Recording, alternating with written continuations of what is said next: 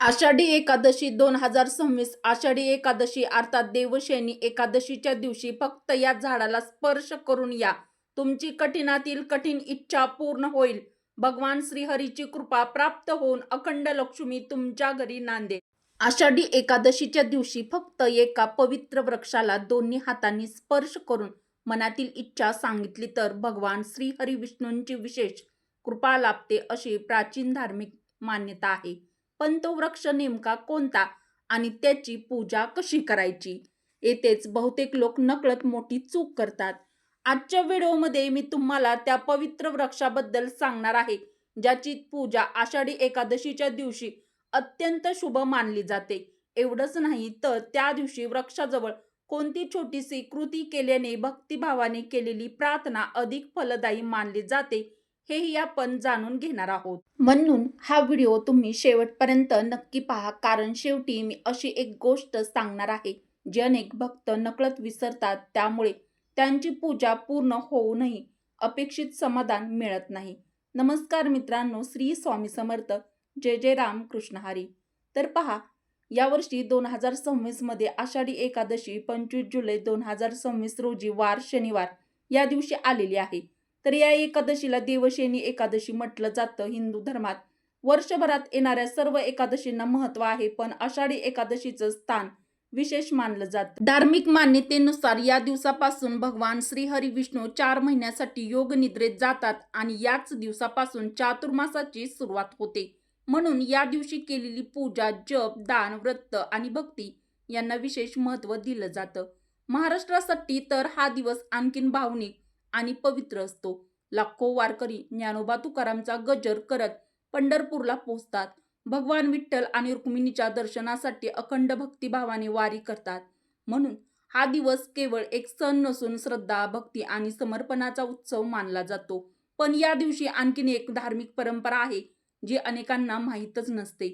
अशी मान्यता आहे की या दिवशी काही पवित्र वृक्षांची पूजा केल्याने, त्यांना भक्तिभावाने स्पर्श करून प्रार्थना केल्यास भगवान श्रीहरी विष्णू आणि माता लक्ष्मीची कृपा प्राप्त व्हावी अशी प्रार्थना केली जाते.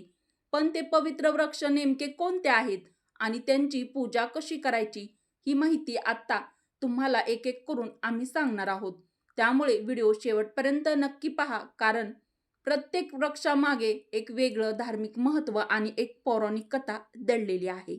पद्मपुराण, स्कंदपुराण तसेच इतर अनेक धार्मिक ग्रंथांमध्ये काही पवित्र वृक्षांचं महत्त्व अतिशय विशेष सांगितलं आहे.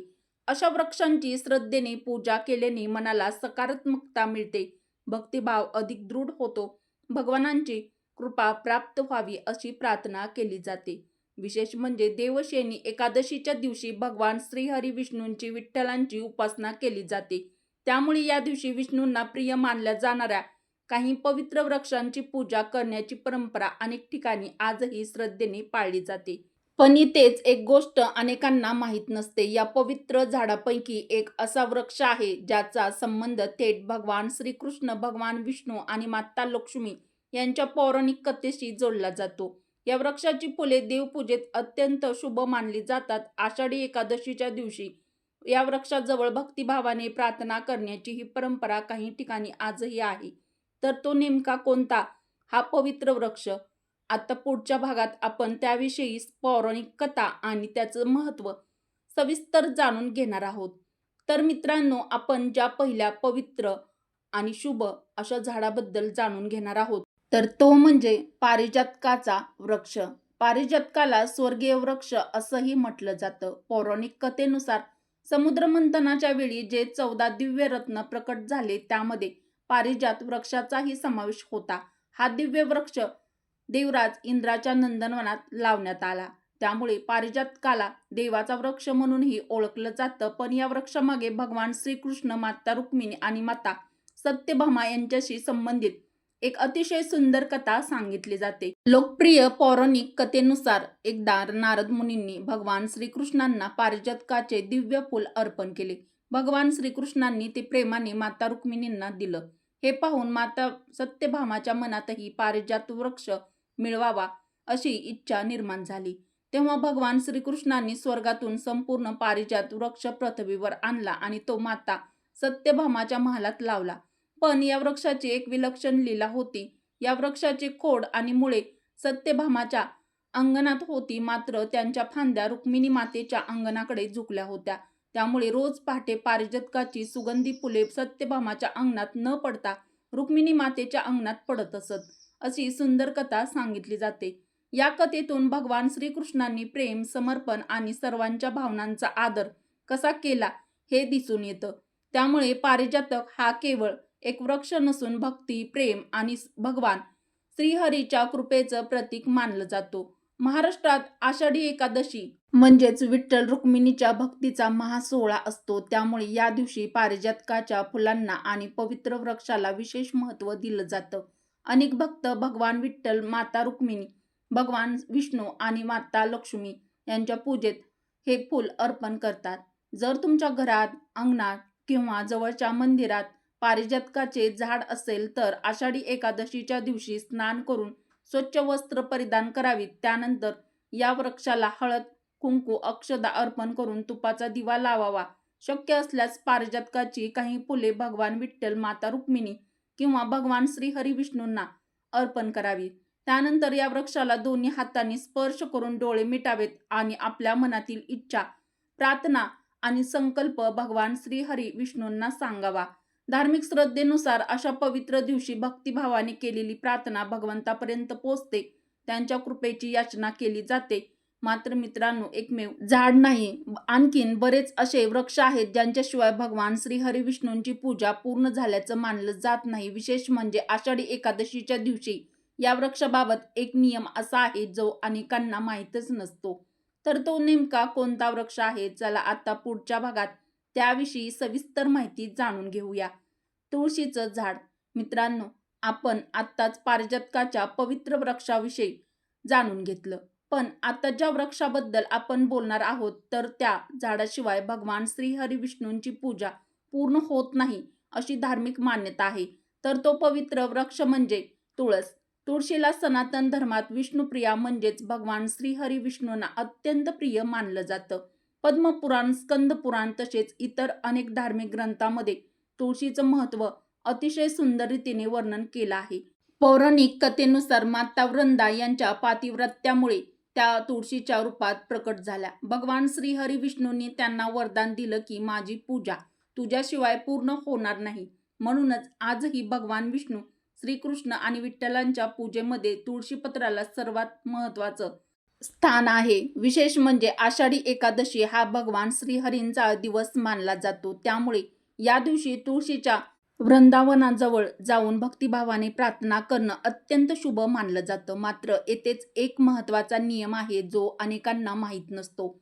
एकादशीच्या दिवशी तुळशीची पानं किंवा मंजिरी तोडू नयेत, अशी धार्मिक परंपरा आहे. जर पूजेसाठी तुळशीपत्र लागणार असतील तर ती एक दिवस आधीच तोडून ठेवावीत. आषाढी एकादशीच्या दिवशी तुळशी मातेला हळद, कुंकू, अक्षदा अर्पण कराव्यात. तुपाचा दिवा लावावा आणि भगवान श्रीहरी विष्णूंचं स्मरण करत नमस्कार करावा. त्यानंतर तुळशीच्या वृंदावनाला किंवा कुंडीला दोन्ही हातांनी स्पर्श करून डोळे मिटावेत आणि आपल्या मनातील इच्छा, प्रार्थना, संकल्प भगवान श्रीहरींना सांगावा. त्यानंतर ओम नमो भगवते वासुदेवाय या मंत्राचा 11 किंवा 21 वेळा जप करावा. शक्य असल्यास तुळशीला 11 किंवा 21 प्रदक्षिणा घालाव्यात. धार्मिक श्रद्धेनुसार अशा प्रकारे भक्तिभावाने केलेली प्रार्थना भगवान श्रीहरीच्या चरणी अर्पण केली जाते. परंतु मित्रांनो, अजून एक असा पवित्र वृक्ष आहे जो भगवान श्रीहरी विष्णूंचं साक्षात स्वरूप मानला जातो. अनेक शुभ कार्यामध्ये या वृक्षाची पूजा केली जाते. या वृक्षाची पूजा केल्याने शुभत्व आणि समृद्धीची प्रार्थना केली जाते, अशी धार्मिक मान्यता आहे. तर तो कोणता पवित्र वृक्ष आहे? चला आता पुढच्या भागात त्याविषयी सविस्तर जाणून घेऊया. मित्रांनो, आता आपण ज्या पवित्र झाडाविषयी जाणून घेणार आहोत त्या झाडाचा संबंध थेट भगवान श्रीहरी विष्णूंशी जोडला जातो. आपल्या सनातन धर्मामध्ये अनेक शुभ कार्यामध्ये या झाडाला विशेष महत्त्वाचं स्थान दिलं गेलं आहे. तर तो पवित्र वृक्ष म्हणजे केळीचा वृक्ष. धार्मिक मान्यतेनुसार केळीचा वृक्ष भगवान श्रीहरी विष्णूंना अत्यंत प्रिय आहे.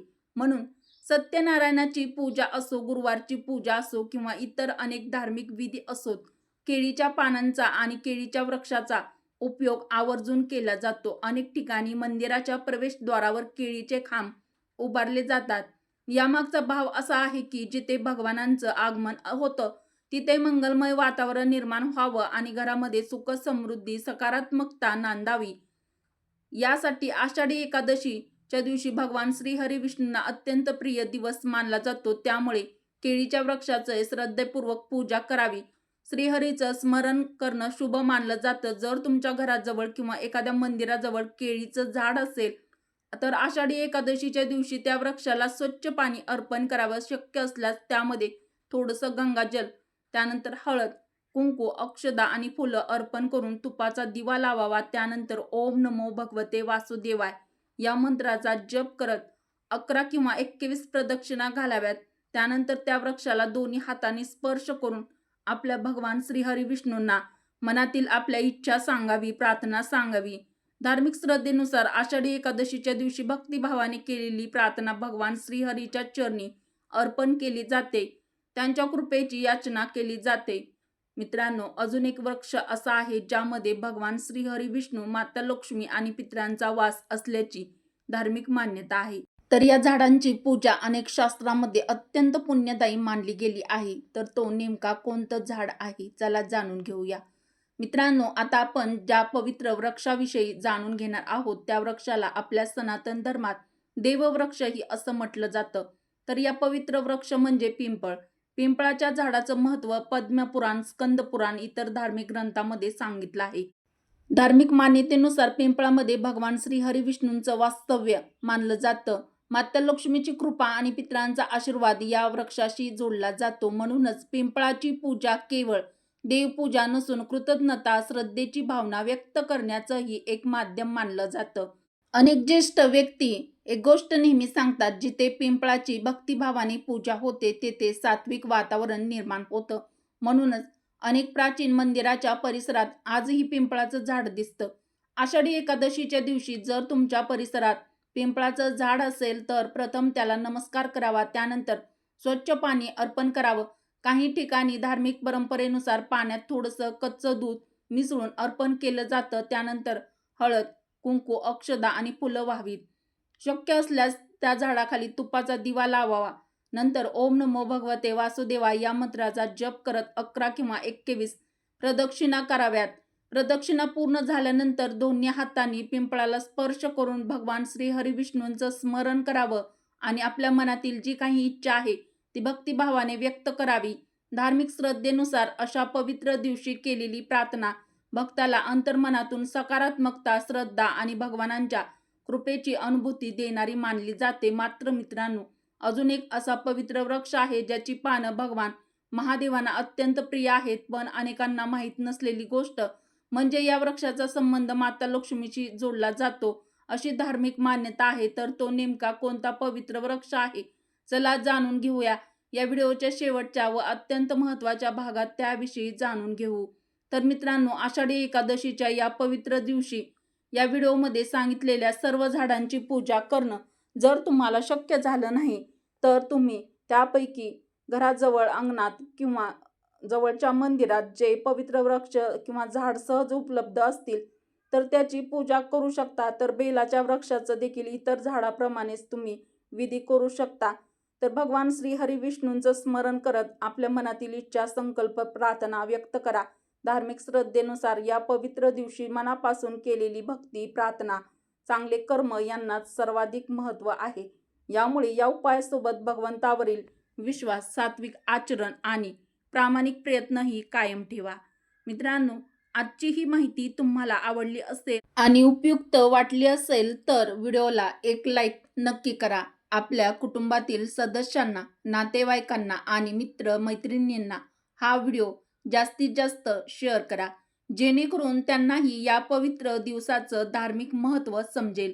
आणि मराठी रोहिणी किचन या आपल्या चॅनलवर जर तुम्ही पहिल्यांदाच आला असाल तर अशाच धार्मिक, पौराणिक आणि सनातन धर्माशी संबंधित माहितीपूर्ण व्हिडिओसाठी चॅनलला सबस्क्राईब जरूर करा.